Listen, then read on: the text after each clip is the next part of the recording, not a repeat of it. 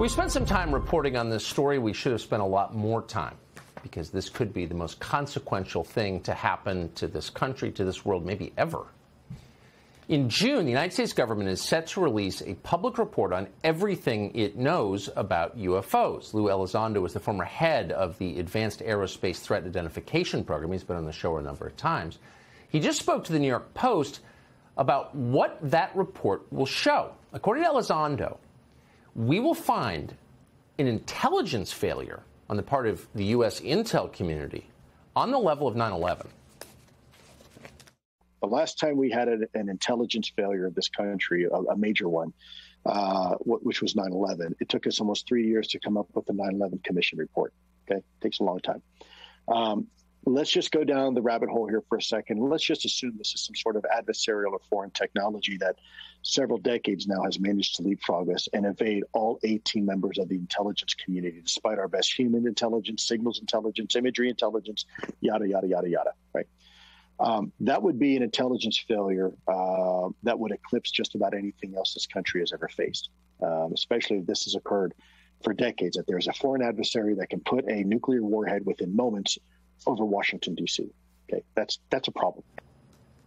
Yeah, that's a problem. And too few have considered it from that perspective. Nick Pope is a former Ministry of Defense official from the UK and perfectly positioned to answer the obvious question, which is, why didn't we see this coming?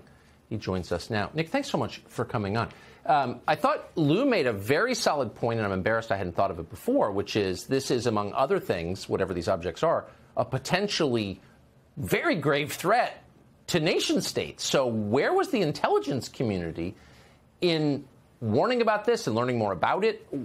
Where were they?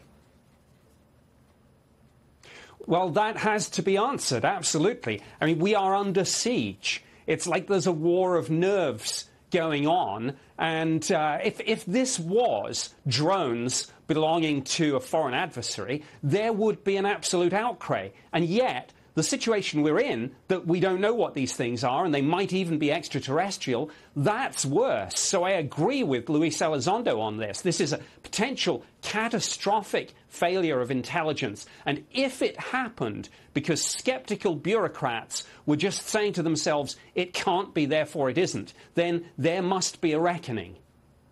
So you say, and that is such a great point and nicely put, but you described it as a siege. Give our viewers who don't follow this topic closely a sense of the magnitude of data coming in about these encounters.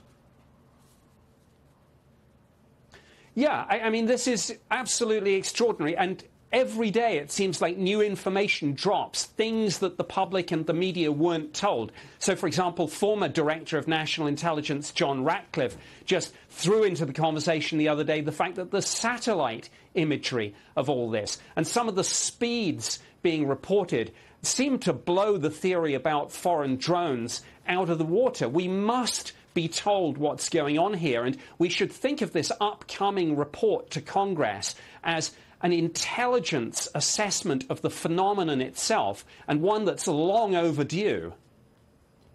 There are a lot of these. This is not like, some drunk guy in a rural road in northern New Hampshire saw something weird. I mean, this is the U.S. military regularly, very often, recording these objects.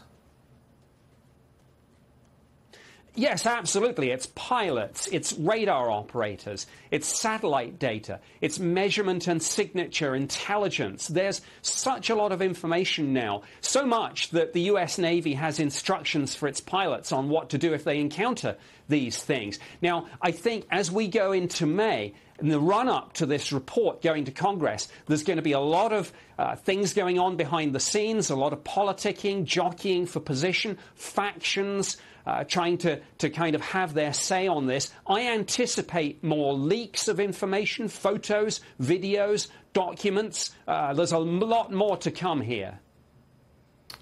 Nick Pope has been on this for so long. I appreciate your steadfast commitment to answering obvious questions. What is this? Thank you. Good to see you.